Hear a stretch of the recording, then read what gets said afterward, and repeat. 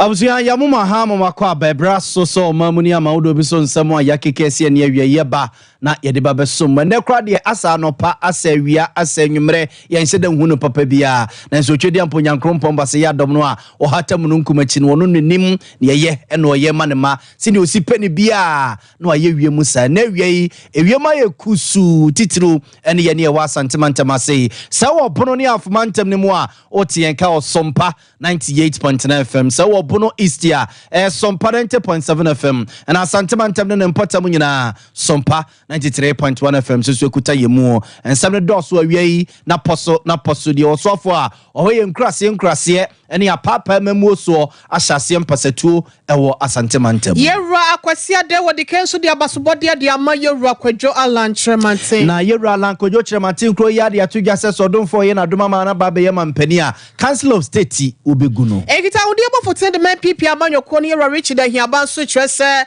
yewra Brian champon ya okuje to abra kwa yewra yin so etu na ni asine so nya bibia wo nani ene bre no awie ye de metu fa sa befo bi adohia ne dan ye de makwa chem so aduro ne mpotam ya tese kikiri bi asore ama posifo ne adehye ne de abomu ochihine enso de kokobo ede akọ ede ama adehye nyina efa emprewanyin sen abusiafo we ni afoforo pinu an ya kekese ne se kase ababi awo bia na wie ye bana ye de ababesom ye mfaseda ema enwuma ekoyi Crowd internet wonom so eboye chidome na awie waso pe internet papa ye betimi am wahodaso na akontem abra wonche na ne manko ye mfama abeheba clinic tano so apatrapa eno no so edini nkwi ewo ho se brai na yade ahodo bia de ha wono wonto ase emfama na se sciatica dia na 21st clinic wo na ye expert wom eno tie hwe overseas afọ radio nchewo wode wani chebo ho ne other 15 branches na wo betu nyalwa ahodo nyina ase aka ho de ama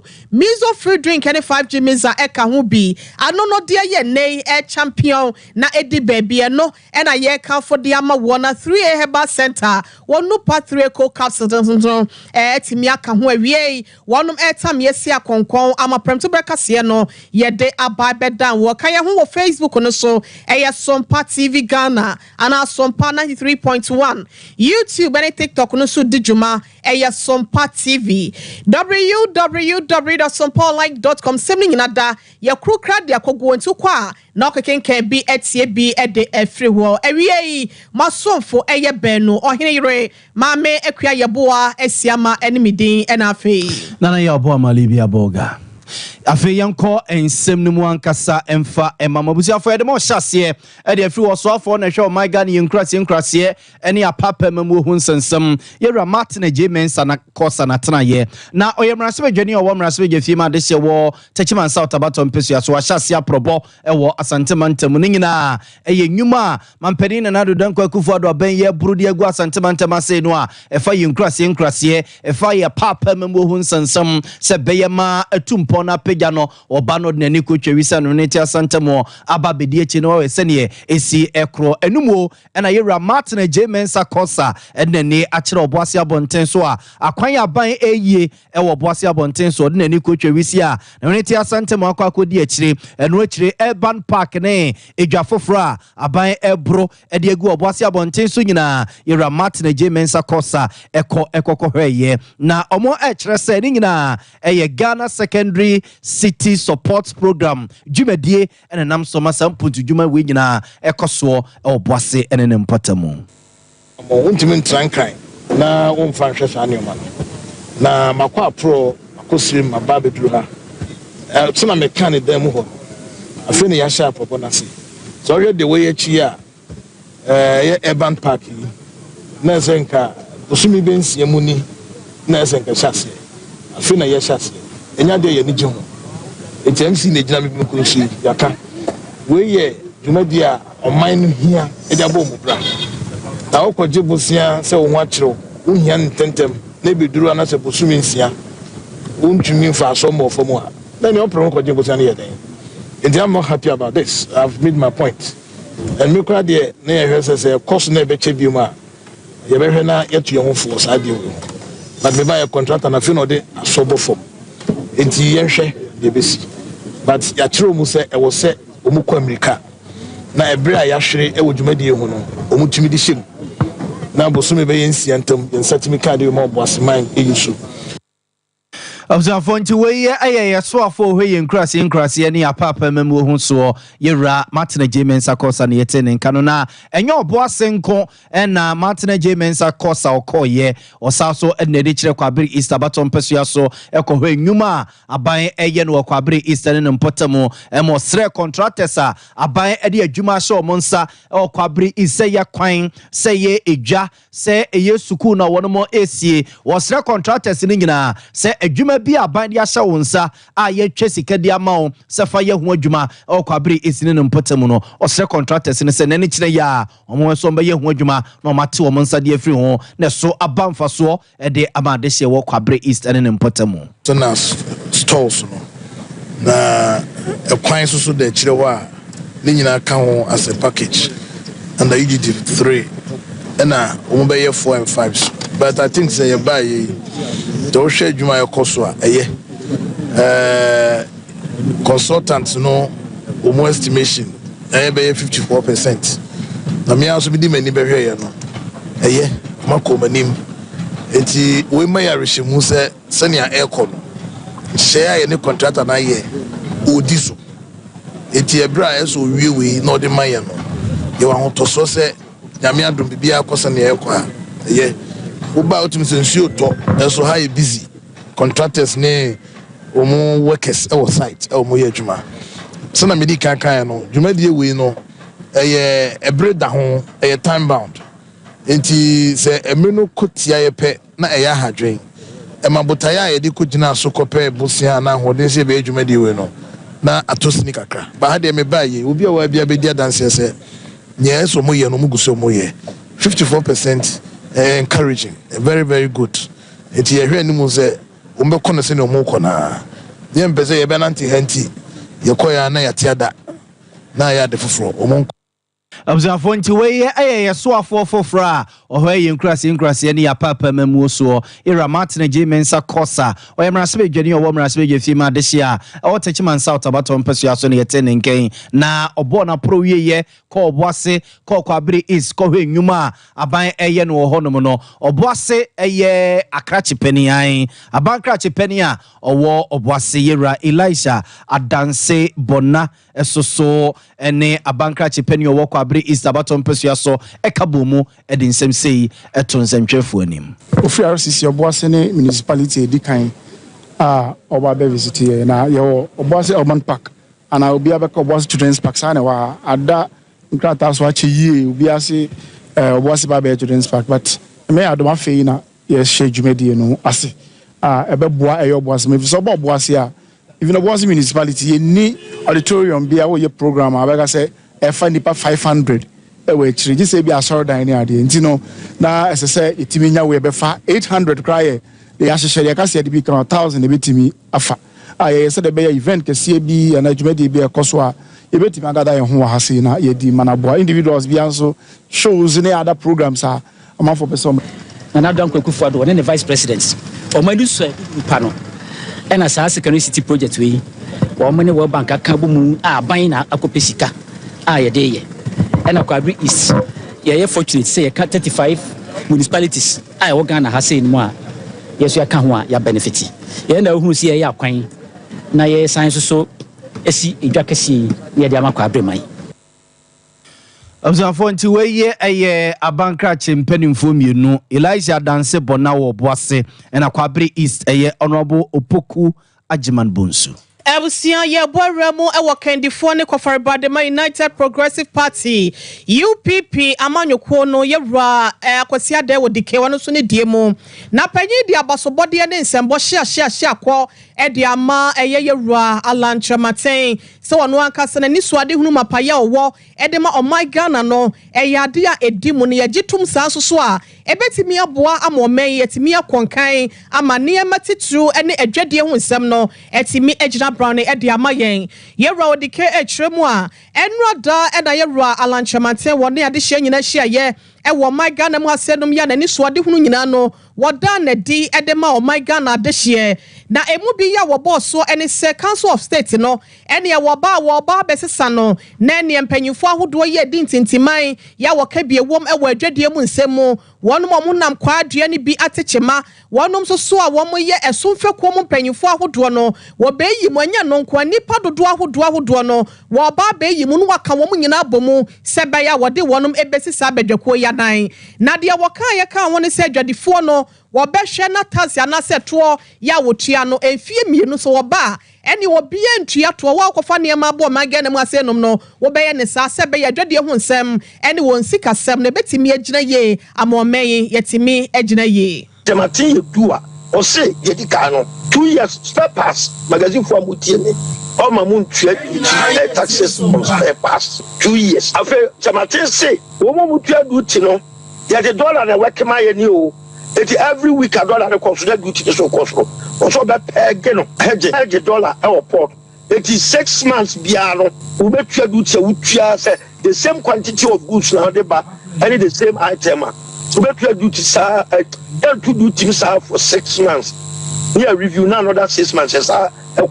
so what it means is duty be jina fa ama wo your plan new projects bia we betimi aye after import and export and when demand detail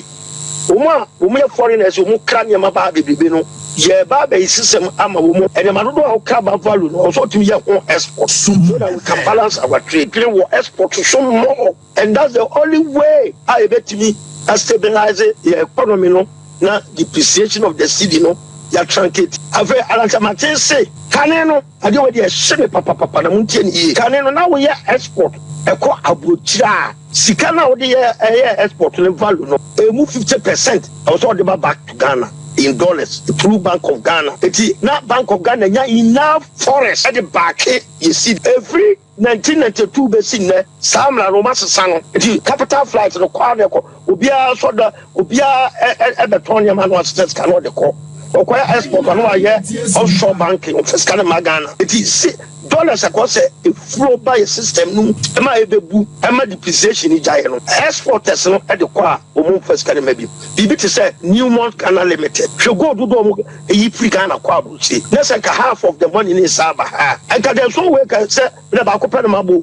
one company and many of them e okuma ha omuji say afei enema bebre wa ye ba be ye de Ghana ama yenya import substitution it will be create industrial parks and it is obi okra two fake canvas are feeling na spending even say $100,000 kwa na ya wa ha o mana save $100,000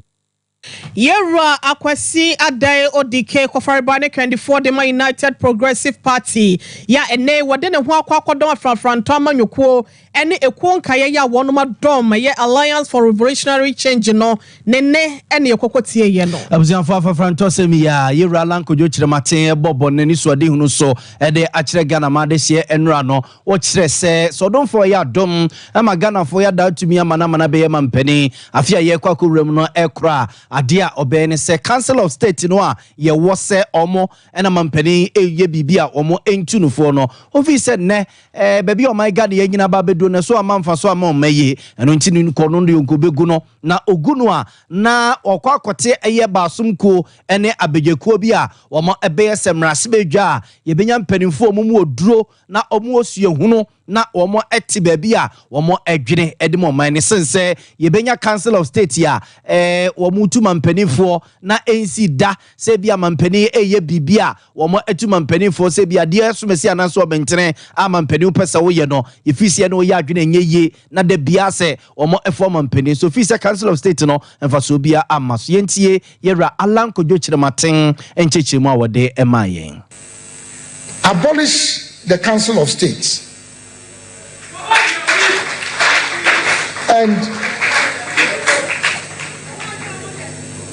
and establish a new second chamber of parliament with representation from key stakeholders, including the faith-based organizations, traditional authorities, professional bodies, artisanal associations, gender-based organizations, the private sector, labor unions, and then people with disability. You see, that is the truly representative government. That is what you call an all-inclusive government of national unity. And that is going to happen.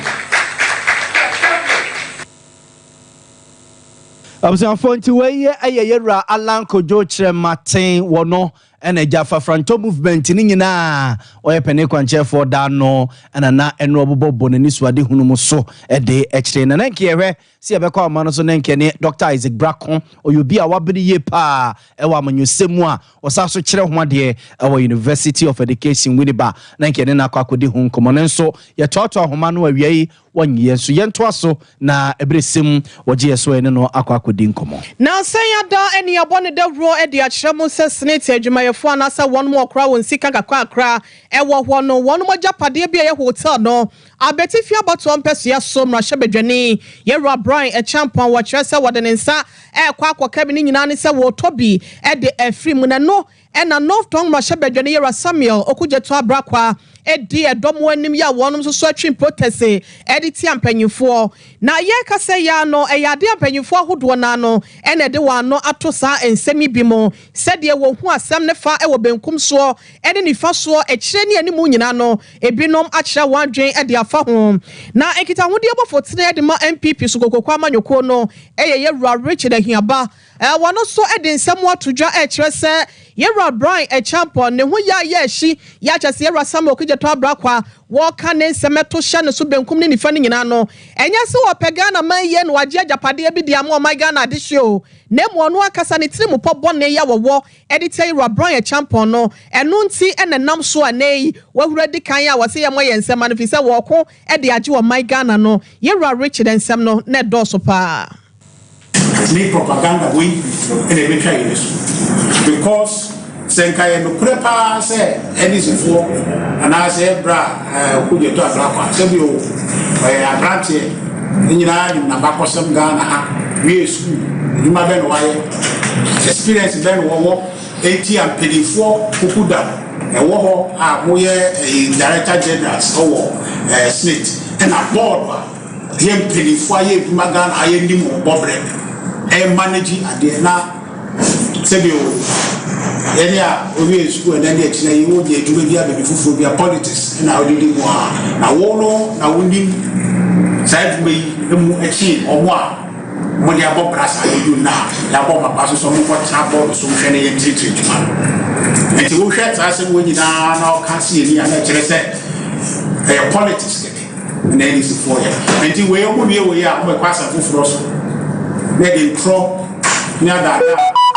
they food try to ego Ghana for any self asem we do because adie bia and am say akokoya amayo semuti se me base se na me ka tro so me nya kwabna kro ti akra kwako di obisika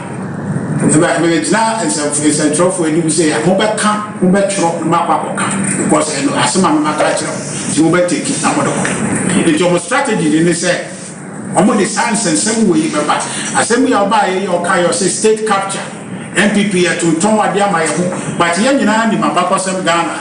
diversity implementation committee and is for na cover by na no na ye den enya by ni ma and is for trust to ton maye ho Ebusianwa da central phone shemudie ya ekoso ewo asokwa Dr. Baumia office complex wono ena kita udie bo for tend man PP amanyoko ne Richard wadan sem we se nyina di ede kire ye na no di sem no ampem wa wotokoso ede kire se ne nansen ya da Christian Service University Carriage wono me di omo finhia aduonum na mu dwumadie no ene ho hyehye ne doso papa nam so nte no wotonsa ede frek amampanyi John Draman Mahama ye ne wo sekita Frank emudi amandi si amanyoko no se womra meka sase be ya ye kema menka bia memo na niema woni mfa ho ne de betimi aboa no wo omeda na di emfankyere na ho na ye kire se ekopie mu se abrantie bia Tesco ni bi ye friend na boache ene ye John Drama ni kasana wo kasana o boa ene ye wo boa ntesa and as all Kamamin Kabi and all can was a Montano, one also one I drink chair was a watcher, and the chairman Penida John Draman Mahama, and on a watcher and Quafobi Nam Saka Sanoso, and the one Sako Caninteno, Yera Richard and Yaba Etressa and Penufua, and what process you may call them no Sassam will say, one should more emanencia Nadia Safatano, one fan too. Obo se me body so ono no on tiases no aka se oberia obewi no onye body obre mu no onye body enti yakobo no ye pese police for get take asem we serious anopai akwa akoko ye official complaint ye be di chire papa be sre media for mo ngwa dey this as because when you tell about so nice be na machi MPP dey say dey but most wa samoba say ya boye ya fa dey say ko ye journalist because no nim ni pakro ye no cash up baby no go but my journalist but me bibia nti say you be no one car e kira you be awia na won kwa na waka dey be yo nti NDC for so by master T yesre say police for investigators as me tentem so na ye hu de twem o ma ko di sa bone no ye ntro mo ne ntro paso ade no so ko e mo nwa besi nne no nya ti ho hwe before kura ko e complain no nanka de say ka police for e be ti ni pa ba ko me because ade no obo na sum awo auditorium te ba ni say na police for ni dem no mo ho ne de adwuma no mo ade no mo e and omu ye no mo so we dey anya dia so mo fa desre na me nim say video no ha ya go na some abuse the right area aya pon program na ye yen sa ka video bi e wo social media e kire say the former president e body ade no so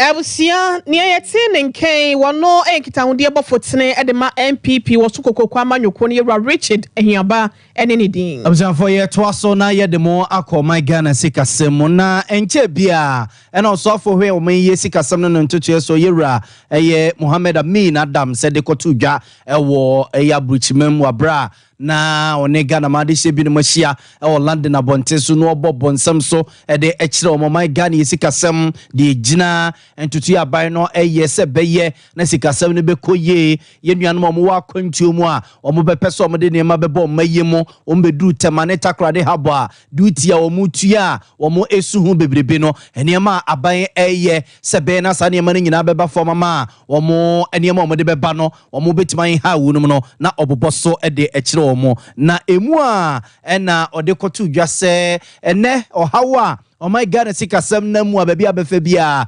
amanfo sun ye ho kiri yo dollar no sidi ne ba na eba fom na dollar no so kwa na ekosoro no osi aban eye nhyehyɛ ya efri eye adekye ede ekoi ye nyina ye be hu eye krofa sasem a ebesi wo my God sikasem no ntutu ye ho na sanse bia emrase dwani o emrase gafie ma adehye a ewo karaga baton pesu so Dr. Mohammed Amin Adams kokko kan ye no na ninu emrase dwani ba ko a ono so ebesikasem ane ne ntotua ho a empempe na ya no watakasa de ema NDC amanyuko ne Yera Isaac Adongo wo yemrase dwani o mrase gafie ma adehye a Oboga Central abaton pesu so echese ne nwanwa se finance minister wo bose e osade we ho my Ghana yedu mpemprenso asese de si yepobi e de ye ho akwakototo no a amobrafo ne akowensafo ene yedu oman ne kototo no eno ene ye finance minister wo bose wo ho no. I listened to the finance minister and I was scandalized. You are celebrating the fact that you have received a certificate that clearly declares you as a bankrupt country. You are celebrating a bankrupt certificate. Who celebrates that? Who celebrates the fact that it is now clear and crystalline that you are a man of straw, you cannot pay your debt? And you celebrating that and saying that on the basis of that bankruptcy status, you are better than the previous government. How do you make that comparison? The moment you declare that you were bankrupt, you couldn't pay your debt, and you were going around begging people to forgive you your debt, several aspects of comparisons of the cease to exist. We could no longer compare debts. We can no longer compare rate of debt accumulation. We can no longer compare debt to GDP because you simply don't have any. Okay, one of the biggest challenges that any economy faces is the ability to keep your sovereignty, and your sovereignty is what the people rely on in order to trust your country and give you loans. You entered into agreement with people, took their money, and they had the trust that your government will fulfill that. You went back to them and said, I was deceiving you, there's no way I can pay you. And you are celebrating that now and comparing that to a government that remained and kept our sovereignty intact, a government that consistently serviced its debt, a government that grew the economy after paying its debt and servicing its international debt, a government that was able to still stabilize the cedi upon the fact that it was still meeting its external debt obligations and foreign exchange requirements to meet those obligations. You are not doing that. What is going to happen now is that the debt that you were supposed to pay, your debt service, you are simply going to keep it. You are not going to pay. It's not as if they are bringing you any new money, but you are not going to pay. And you remember that the conversation is around when those payments are going to be made. Those payments are going to be made by a different government. You are not going to pay those debts. You will not be in government in 2025, 2026, 2017, 2027, up to 2029. Waye NDC Mrasbeje obo Mrasbeje fima dese wobo Gatanga Central Abaton Pesu Asonobo Isaac Adungu. Afen wabeka ye ho Sompa television so ne Sompa 93.1 FM Okumase, Sompa 98.9 e Wosunyane, and Sompa 90.7 enso wa Nkranzabno epoye mantemo. Facebook no ye live e was Sompa TV Ghana and Sompa 93.1. YouTube and TikTok no so e Sompa TV. Yet one some no so e de amamwa Adia ba kopa ya etwe oban yimpunto nsabemu ama kwaye wo hokese de abeto empanyimfo so ya da ne da aye won dadwen ya wodwen won no pa wiane anadwo da suom no eye emprewanyinsen na eye ayese empanyimfo to san ekokoshe emabunu ediemu na omeye mabunu ene ye ndachi ne nti no da ne da empanyimfo hwe na waye bidia bo asebe ya emabunu no won no so abrabo na ne nyina begina ye ediama wonom enam sayo so ochehine osagefo amotia for penyin enso akasa etia empewanyinse hodo ya ekoso ewo ne mpesua no so na wakyerese kokobokese pa ene wode kwama emebunu no wa wunim na abekwa akofa empewanyinse no anase bi krampo ho obata bi na wajai wo banchire no na basa akwada no ne nwomesua mfa ho na didiemu mfa ho wase ebasa na ebe ha adwen pa wanhwe ya de ebeto no eni okasa ye esa de for free senior high school nei MPP aban ene na nado dan kwakufu ado ede aba no so ekira wofo se won fasa akwanya no so enye bibi mwa employees awo bahati ye hia nipa ochipa ye hia nipa pa na me ka se ye wo bahati unu ga no wodi 70 akwa unu na onipa ko no ondimi to ko se kura na from 17 to 19,000 na ubio 19 20,000 na ubio afebare uhunu e ko ye obi asem o hwe mema no a o wa betre asuna na dwenye e bia no ho afa that's not responsible and you date ya wa hwe ni bako na ye wo tumi e wo otimamu a anka won wa ba wu adwani nyina ye ba hwe na otitakura dia ni paycheck ni aje dia bre oban ni ma untumi ma wo na wayi wani sakwala no hwe untumi ma wo keke so we na ko takura di ache gbofo so me ma 5 o ba ko kura di kura woni edi mema no obama ni se owaja nyina ni se e bomba na onyame emwaye yenya atwia ekwai yenya ahode ne fam peja bebromai ani Ghana mai ani na wie no chimai ina wie tia sebio yenya bebe ko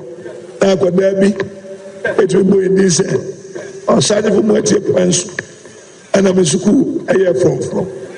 osade wa mo tie penso ana me nya adwuma bi yo osade wa mo tie penso ana ma asumdwe eba ochima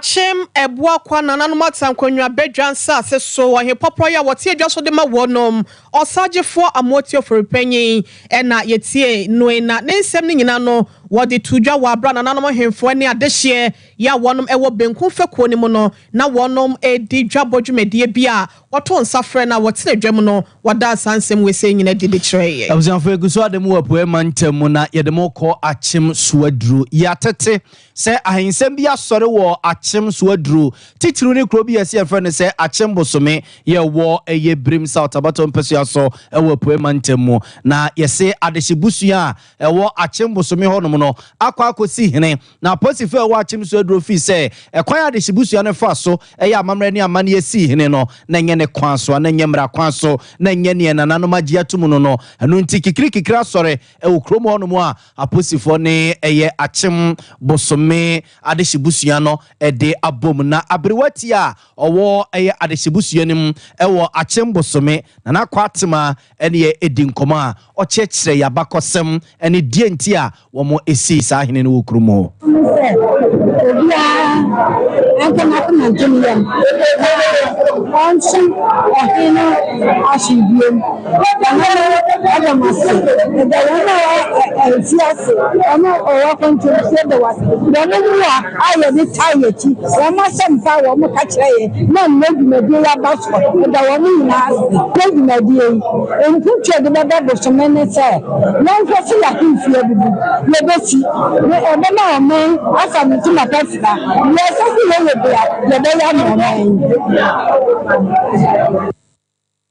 Observe nti weye eye oba penny owo achimbo some na nakwatema na yete ne nka no akire busua penny eye busua penny atadebra esoso kirekire ye amamre mu kakra busua penny na atadebra me ana mahwa ana dumeje akoso me de to omen yani amobia tsa na owura adeku to so sa yatum akonya no so ya mani biara yampani bio on kwaso ba for yampani bio na yapamo ana edina sino so aban say edina ba munyi ntum asansa ba kono ohaya otitire koto nsam wadi ngamo ayi fi nyina duragu ogwa na awrawo ana akasi sapa to su mienu onu asem bosome mahine ayedinesi ama bosumi grodie ana bosumi abusuana de ekoso nyina posifo ginafa na nananom soso eginafa no adehye no a ewo kromo no no soso CBB ede ekire nsemtwefo obehwa Yohana posifo ewe district police command etwa ye ha se djumadi ayedi no ye invite ya mom letter nti kadaya ye ntwa so na se da bi etwa so nyewe it sinti ne ya bre fie du ni ya bre nti etwa so nyewe ye ko ne ye ba ne mpanifo no mokasa ye kosi nyina ne se akoso na kem ho ase omukọ sisi amino kasa ye nya ye he so dia first na kure ni dampan no e de ko na nampan sa biem e ja first so ba no mi amomi hu ne se mi nkunan acha sa wo ya de kwa no bamfo bi ama ho no mkura enko ye tabi anse nkunan aya me fe aya me de ena so ye mi ade da so e beda ye bia ye fi se pese ye na emla kwa so no ene nyame adom enne otumi ade aye nti hu bia moyimu sabe ye marketing things hu ba mu dia ye kwa mema ye ha de so do mai wa de ehu mo bia ehu de therefore ka se hu adahye bo so ni YouTube okuru ni onipa okuru mu ha de a daga se me da me no nyadu ni se ache titi ni ye ti se kan di fu di Observe nti weye eye achim bosome ye oben achim suadru brim south abato mpesua so epoe mantamu ene ye ko ya posifo ene nananom de afe so no nyina eye ahensie bi akoso a aposifi se ekwan ne wosefa so na amfa so sa ena omo ede emema akwakugu krum ho no na busianfo ye koso ye sem bosse ye ne de akire ye befra to bia ne yemfa enkamemo ye asede ma 21st clinic ye se osi atekentire ne setwetwe ne tutu ne dru ba bia de kwa kwese duto ne duaba enye dua enobi abowo ena enye dru no bi ato emum 21st clinic se bra na ye friend sciatica na yema doctor for any a nurse for yen ye wadru papa yemfa enhwe unto as yemfa ma Kumasi ye show overseas Alpha Radio nche hon mo boaso be hu yen Accra Dome Market wo be hu yen Sunyan Kransa Techiman so no obe hu yen ni nkomo 0540311311 0540311311 Mizone 5G yeguso a ye nonom eja weekend ye ko ye mo ye wedding mo ye party birthday parties ni ade a mo serve mizo no mo de ho dance ye se e drink ya ede esichire nim na ye ma obia enu nti be bia wo fa bia wadofo bia wo hwe omanim na wo koche omade anase wadofo bia wo hwe omanim wo fia na wape mizo ne 5G ni bi na de agu fridge me ye nwunu kakra na wo bone sa ede pa fresh 0246 270221 0246 270221 na openchirimu a na yede mama mi abe wo se awie watena se ota no so apatrapa new site ho no yade bia de hu ya no hye de amoada ne pejami kosi awie ma abusuafo twen se ba ma wo mefa wo nkono mama abe se ye ne kakra na fu ani cheta no so apatrapa new site ho no no mfa drum kan yade ne te se de kure bedwane de free ne pedua ne mu wo se bema ofri to panye ne nyisenye fa bi nhye wa mama abe se bra oba opa wo Holy Heart num secret cell ni nyina mami abe wo ye ho adwuma pa o se de eye hunhum yade na yesunsum yade no a wachini a yesi enye ye no bra no fedro enkan ta no so patrapa ho na mami owo 0243 345392 0243 345392 nani mami abe nkasa Cloud Internet Ghana open internet papa no wayisu no ofie wayisu no wadwumam wodi anante a Cloud Internet de ne kan fodi ama wo ano ose ebo no so da fom obi a etimi ayisu bi wodi ne kire eye top higher opposite Love FM hono a abrosai no akumomai rabangum ne ho a ena yebutu Cloud Internet Ghana no frey 0244 6019 330244 601933 na evening komabusiafo ye twasi aba ye ba ensem ne pia ka kire wie yi ye besa so de pie mu so bio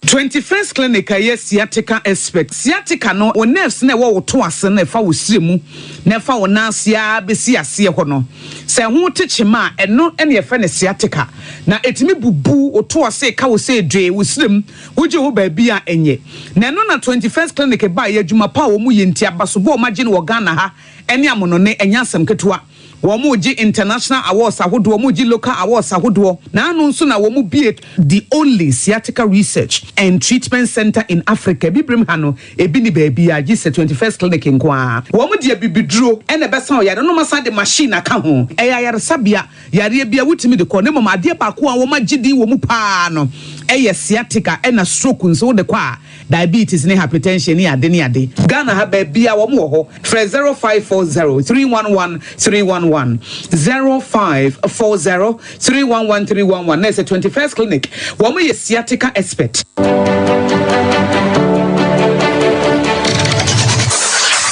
Introducing Mixer 5G Sparkling Drink, a whole new refreshment in a can. Mixer 5G is a tasty non-alcoholic drink. It is a perfect companion for all your events, including parties, weddings, and funerals. It is made with green tea, ginseng, guarana, grapes, and grapefruit. Get refreshed with Mixer 5G Sparkling Drink. For bulk purchases, contact 0246 270 221. This advert is FDA approved.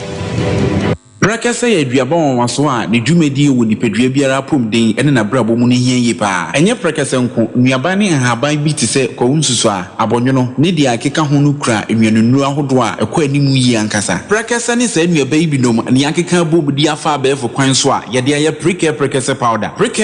powder siesi nipadua na ba kwa ahodo no ho ban afri mpani yade ne yade ahodo pi ho fa enkodate de ma ba ko freduane anopa ne anwumre anafa enkodate de ma ba ko woni suhie yeti anopa ne anwumre wobra wodidi awie ubenya precare powder to Kingswalk Herbal ne Heroes Herbal Accra Okesi Drug Lane Dani Herbal Kumasi Mensa Takrade Mose Pharmacy ne Greenlight Pharmacy Sunwane Cash and Carry Supermarket Asantoa Herbal ne Bibidro Depot Techiman Sewa Herbal Mampong Etufo mfre 0550 19 15, 14. Break your prekese powder. Eye aduane san ye dro. FD ahwehwe san kratoe mu agye atom.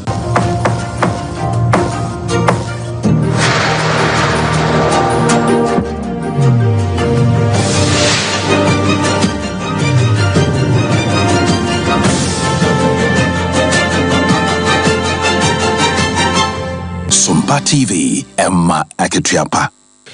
Ebusia ya mamumo ene twen Adamu ase ye to akase bono so e de amamu a ye akase ya wodo ani kyeremu okonfo no chaban ya sabia na wura doctor fo ne dem ho a ene doctor fo be se du wo ho a ebunsia e yade o mo amadwuma ne nyina no wo mo e kyerese strike o mo de ahyehye so na won fidie ya wo kyerese wo de hwe wo mo nya kokram yade no besa bosome nwotwenie October bosome e wa afie atwa mu ne mu e na wo kyeremu setemache bi ba ho a wontimi fani dwuma ebesi ne empanyimfo nya ho hwe lase e na wo bo e de fani siesie so okotofo frabo se de se ho enu nti no adwuma no ye den e de ama wonum nti no wa fe won se e de e kyempanyimfo na so strike ya wo kwei e na deputy medical director ya wo konfa no chaba ya sabia Dr. Parilabi e chese oho asemo enku aden kadabraka asemo yama na trasododo. In the oncology department, we have patients who are also on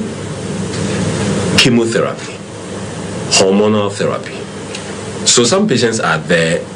who are receiving treatment, and based on their conditions, they are not using radiotherapy. So we actually told them that, why would you want the other patients who do not use radiotherapy to suffer because the radiotherapy machine is not working? Because I believe that if someone is on chemotherapy or on any treatment that involves injecting medication to treat their cancer, and the radiotherapy machine is not working, and you decide to withdraw your services totally for those who are not on radiotherapy to suffer, it's not fair.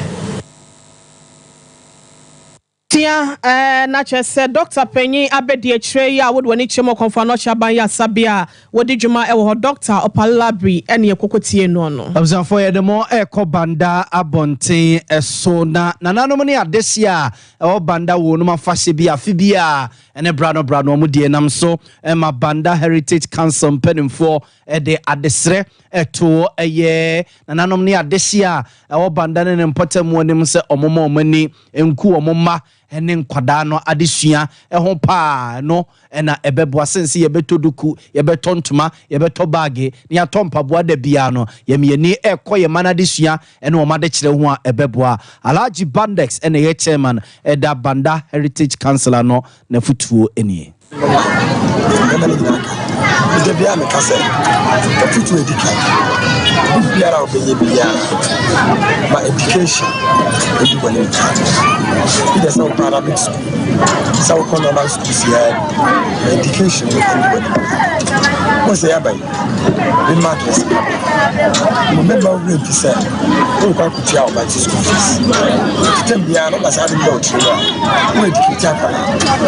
imejira o sisi abaka baba ko ben enya kakra na ti mu bachi let it be position mo ni say ade for education tembia Abuzyanti weye Alhaji Bandex na yete ne nkane ne no akire na mrasebe dwane obo mrasebe je ma desia o wanchi abaton pesua so onabo Alhaji Sedu Haruna soso de kakra esoso. The communicators are outside education deliver myself. Just go and tell the people what you have, what you can do if you are voted to power, what you can do for the people. I say no, and you be BPO. The best I say, yes, I have a season numbio. I did attempt kaka ho efise edin tokane katetia ni nyamane obeba nka ebesere say na ebekasa na stress security force yemfi ani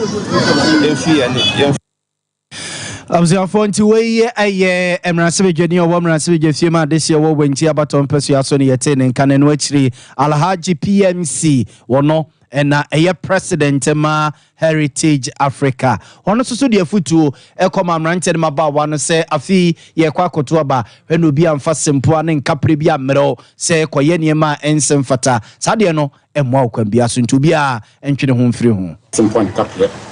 ɛmɛ dada ɛma nkɔyɛ tutasɛm nti sɛ dane duru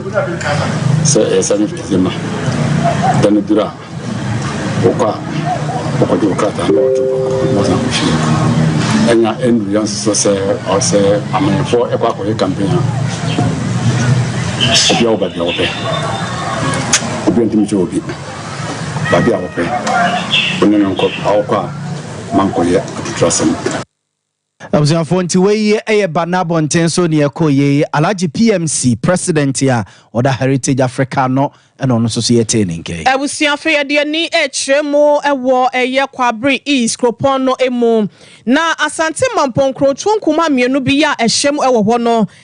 Students Welfare Society ya wɔnom ɛwɔ Adventist Girls Senior High School ya wɔn tonso no wɔnom akɔyɛ ayɛ na sika ya wɔde run bɛsɛ 10,000 Ghana cedis ya wɔde atoto nsamna ya de dwadeɛ ne de si nneɛma nneɛma ahodoɔ ya de siesie fie mu afɛ de betimi aboa wɔnom ama nneɛma etimi akɔso ne nyina no wɔtoto bi de ka ho na ɛno mu no ɛna wɔn kɔwura mu ɛwɔ ɛyɛ mpanyinfoɔ n'ase ɛwɔ nkroto mmienu yi mu no ɛnam so ɛma Pastor Roxen Amoako wɔno ɛna ɛyɛ Mountain View Ghana Conference wɔyɛ president da no wɔn mu enya nneɛma sei no wɔgyina so de nsɛm ɛto dwa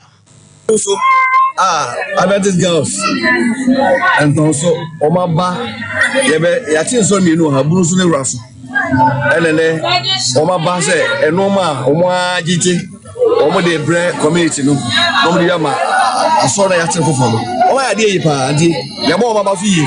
sa hweso ade hu hia yi yo nkokuma bia enoma ye hia nkom no o hia bebre mama wai omde semna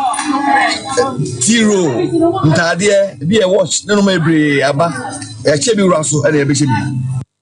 Mountain View Ghana Conference President Pastor Roxen Amoako ena yetie noe wono ne de chi no na Adventist Girls Senior High School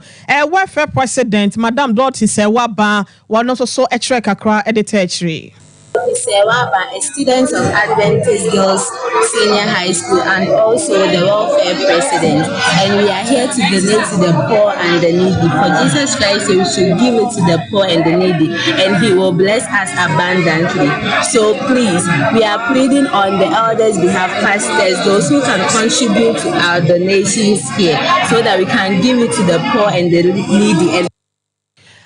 yenhwe ne nya yema wo mo ni bia no nti na Jesus Christ kind wo mo so edia na mo no echi no na doti asemi echi na chechwe ni baako ya wo no so eka welfare society ne Mrs Christiana Obemensa wo no so eka say welfare society na institutional church na medan abrebia na fibia ne na edi enda na edi enda sa no so aya bobo ni mu na ebenye bia no na fenye dia kwa bonti akoma wona bi ehia wo enti afi so ne yetina se no e ba se e beba ewo Mampon district eye two local churches ana nyame adum ya ba be hye na ne me ya na mofra na ye hye wona de ne wo so mu ni bidie omoda wona wofo nanso ye de saa yi na hye wo mu se wo kakra so woni bio kakra wo no ni afofo be e be chese de nyankopon asem kai Ewusia ne krokra mu no ene enkromafo ya won so won saka akyede ni ayede bi no wonom enso ekere ni so editwato aya de ne ni so mu eno kontiti no mo Ni sister Zabunye mi da mo asi school for cry nyakopa wan hram won ma me dinda ekere no nyakopa wan hram bia eni mu fasoa Ebusia ezefo eyero akwa Sante Benedict sorry penyin enkofo eno makoya ye na Adventist Girls Senior High School for ase papa welfare society no wonom ayade na yenyina so emfaseda ema yero Sante yebo Benedict we semofo penyin Koko Veronica Jando ahofedua Evergreen Mama ena etafide na chichinchim ni from adema yen message Japo akosua so mo asodela no wo boa ye buzi the caption man mama ya Grace at the Adepa Adom na sorry ho ba asem enura ma yabo ama wagigina mu den waka ho ebi na eye MC awofo nyina so ye beda one more say school fees ene eye Mr Dave mu nyina so eye one more fam de boy Sompa 93.1 kase dem for Sompa 98.9 kase dem for Sunyane na Nkranza Sompa 90.7 kase dem for nyina pamdada ne dom no ye beda wonom ase wo mu aka ho nansemi etimi ebedan wo medid wo hene ire mame akua yeboa esiama bronya enafe Nana yabo amalibi aboga. Eni eden sem no ebedan mo ye sore so ohini ni amesa papa bi woman king what de Sompa nkomodwumedie no eto aso amamo. Here in Ghana, when it comes to chicken, the good old days are back. Why?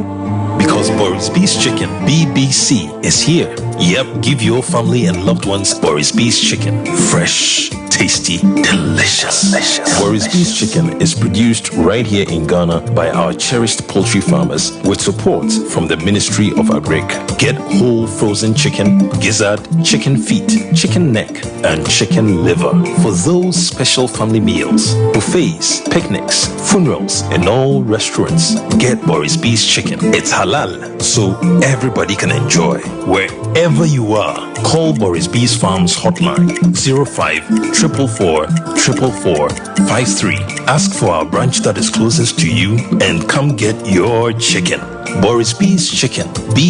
Express Group Adarumenti, according to IF4, Opesa to Kwankosiadia, Express Group do be call mine be to say Canada, US, Australia, UK, and Germany. Say a tour and as a visit in Swa. Express Group do be called